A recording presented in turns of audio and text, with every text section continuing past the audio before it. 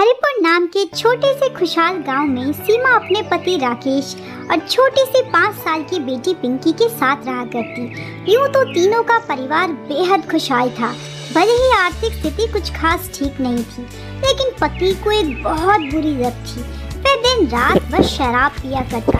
घर खर्च के लिए कोई भी पैसे ना देता, ना ही मेहनत ना ही मजदूरी। किसी के यहाँ दिहाड़ी पे भी काम नहीं करता, बस पूरे दिन शराब और जुआ ही खेलता रहता। पत्नी उसकी हरकतों से बेहद परेशान थी। सीमा के पास जो भी जमा पूंजी जो उसके मायके या थोड़ी बहुत कमाई से आते, सब राकेश उससे छीन लिया करता। उन सारे पैसों को सट्टेबाजी में लगाता और बैठकर शराब पीता। ऐसे में घर की सारी जिम्मेदारियां सीमा के कंधों पर थी। वह घर खर्च चलाने के लिए सिलाई कढ़ाई किया करती, गली मोहल्ले लोगों के कपड़े सिला करती। सिलाई मशीन उसे उसकी शादी में दहेज में मिला होता है। उसकी माँ ने बड़े ही मुश्किल से पैसे जमा करके अपनी आखिरी निशानी के रूप में उसे सिलाई मशीन दी थी। उसे ही चला के वो घर खर्च करती, लेकिन जो भी उसे पैसे मिलते, अक्सर पति राकेश जबरदस्ती उन पैसों को छीन लिया करता। कभी विमला चाची की साड़ी तो कभी नंदा बहन की ब्लाउज, इन सब से ही थोड़ा बहुत पैसा आ जाया करता। सिलाई मशीन उसकी कमाई का जरिया था। वह पूरी तरह से उस पर निर्भर थी। एक दिन उसने विमला चाची से कहा, सुई धागे में 10 रुपए तो ऐसे ही लग जाते हैं, आप बस 20 रुपए दे रही हैं। अगर 50 रुपए मिल जाते, 50 रुपए, अगर तुम्हें 50 रुपए दूंगी तो किसी बड़े अच्छी दुकान से ना सिलवा लूं, जो यहाँ गली नुक्कड़ से सिलवाऊं। मैं तो 20 ही दूंगी, करना है तो करो, नहीं तो बहुत सारे बैठे हुए हैं टेलर मास्टर यहाँ पर। अच्छा ठीक है, आप जो देंगी वो चलेगा। और इस तरह बेचारी सीमा की मजबूरी का हर कोई फायदा उठाता और खूब सारा काम बस थोड़े से पैसों में करवा लेता। लेकिन सीमा के पास और कोई दूसरा चारा भी नहीं था।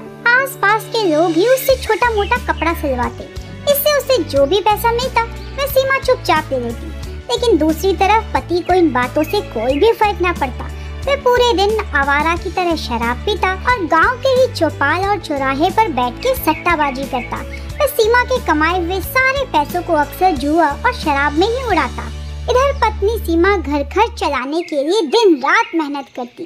किसी का ब्लाउज सिलती तो किसी के फटे हुए चादर, किसी का पजामा तो किसी के पैंट। इस तरह बड़ी मुश्किल से घर में 2-4 पैसे आते। लेकिन पति राकेश बिल्कुल भी इन बातों को ना समझता। घर खर्च के सारे पैसे वह सीमा से अक्सर छीन लिया करता। या तो वो किसी के घर चोरी करता, या शराब पीता, या किसी से पैसे नगद उधार लेता। बेचारी सीमा सारे कर्जदारों के पैसे अपने सिलाई मशीन की कमाई से ही चलाते। बेटी पिंकी बहुत उदास थी। अपनी माँ के गले लगकर फूट फूट कर हिचक कर रोने लगी। माँ, मुझे नया बस्ता चाहिए और नए जूते भी चाहिए, और सबके पास अच्छी पेंसिल और ज्योमेट्री बॉक्स है, मेरे पास वो भी नहीं है। और मैडम स्कूल की फीस भी तो मांग रही थी। सीमा भी ये सारी बातें सुनकर बहुत उदास हो गई। उसने आसपास की ही 2-4 बड़ी कोठरियों में काम पकड़ लिया। किसी के यहाँ झाड़ू पोछा तो किसी के कपड़े धोती, किसी का सुबह शाम खाना पका देती। लेकिन इतना पैसा भी काफी नहीं था जिससे स्कूल की साल भर की फीस जमा की जाए या फिर पिंकी के लिए नया बस्ता, नए जूते लाए जाए। लेकिन थोड़े बहुत जो भी पैसे सिलाई और घर के कामकाज से आए, उसे सीमा ने जोड़ के रखा। अपनी बेटी को गले लगाया, पिंकी, अब मैं तुम्हारे लिए नया बस्ता और नए जूते और मोजे भी लेकर आऊंगी। पर माँ, मुझे स्कूल की यूनिफॉर्म भी चाहिए और मैडम पैसे भी मांग रही थी फीस के लिए। बेटा, उसमें थोड़ा सा समय है, मैं क्या करूं? पैसे ही नहीं है, बस थोड़े दिन और चली जाओ, कुछ ही दिनों में मैं तुम्हारे स्कूल की फीस भी जमा कर दूंगी। लेकिन पिंकी बहुत उदास थी। वह बड़े ही कमजोर कदमों के साथ पुराना बस्ता उठाए हुए स्कूल के रास्ते चली जा रही थी। लेकिन उसको डर था कि कहीं उसकी मैडम उसे सजा ना दे या बच्चों के बीच खड़ा ना कर दे। वह हंसी का पात्र नहीं बनना चाहती थी। इससे वह धीरे धीरे चलकर गांव के पुराने चौपाल की तरफ चल पड़ी। तभी उसकी नजर पिंजरे में बंद एक अनोखी नीले रंग की चिड़िया पर पड़ी, जो चू चू कुकू करके सुंदर गाने सुना रही थी। पिंकी वहीं रुकी। उसने देखा कि चिड़िया को बहुत भूख लगी है, भूख से बिलक रही है, और तो और उसे पानी भी पीना है। पिंकी ने उस चिड़िया को पिंजरे के साथ अपने घर में लेकर आई और माँ से सारी बात कही। माँ ने पूछा, तुम स्कूल क्यों नहीं गई? माँ, मैडम मुझे खड़ा कर देती, फीस मांगती, यूनिफॉर्म भी नहीं थी, इससे मैं एक सड़क के रुक गई, पर तभी मैंने इस चिड़िया को देखा। देखो माँ, इसे कितनी भूख लगी है और शायद प्यास भी लगी है। सीमा ने तुरंत ही चिड़िया को थोड़ा सा पानी और थोड़ा सा कटोरी में दाना खिलाया, जिसके बाद चिड़िया शांत हो गई। फिर सीमा अपने सिलाई के कामों में लग गई, क्योंकि उसे पिंकी के स्कूल की फीस जो जमा करनी थी। 2-4 फ्रॉक और 1-2 पैंट सिलने के बाद सीमा उससे जो भी पैसा आया बाजार से सब्जियां खरीद कर लाई। उसने घिया और चने की तरकारी बनाने के बारे में सोचा, क्योंकि पिंकी को वो बहुत पसंद था। उसने जल्दी से एक हांडी में दाल, चावल, घिया और चने की दाल को पकाया। कुछ ही देर में पति भी नशे की धुत हालत में घर पर आकर बैठ गया। उसने पति को दाल, चावल और सब्जी खिलाई, लेकिन राकेश बेहद कामचोर था। वह खाना खाने के बाद फिर कहीं चला गया। इधर सीमा नींद में पहुंच गई तो राकेश वहां रात के अंधेरे में अपने जुआरी शराबी दोस्तों के साथ सट्टेबाजी और जुआबाजी खेल रहा था।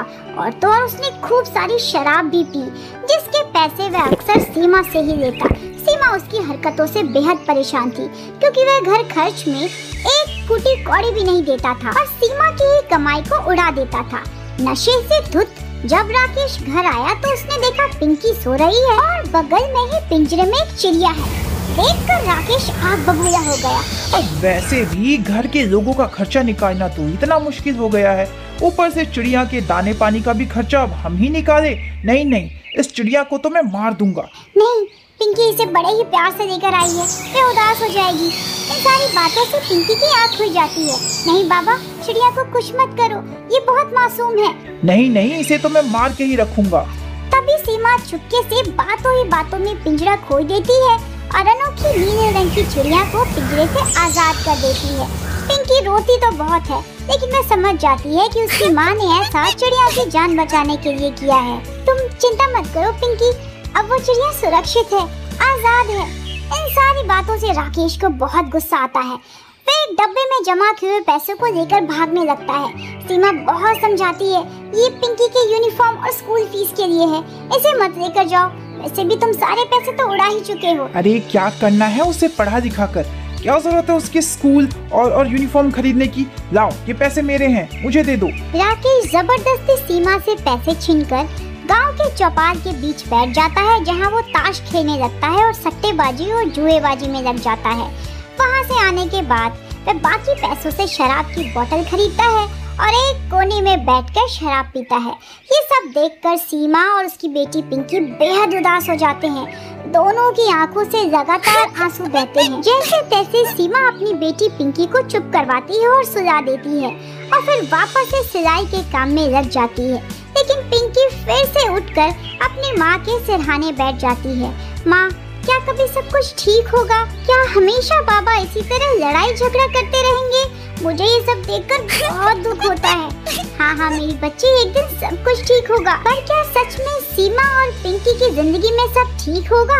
अनोखी नीली चिड़िया वापस घर लौट कर आएगी और कोई चमत्कार दिखाएगी। नन्ही पिंकी फिर से नए यूनिफॉर्म और नए स्कूल बस्ते के साथ स्कूल वापस जा पाएगी।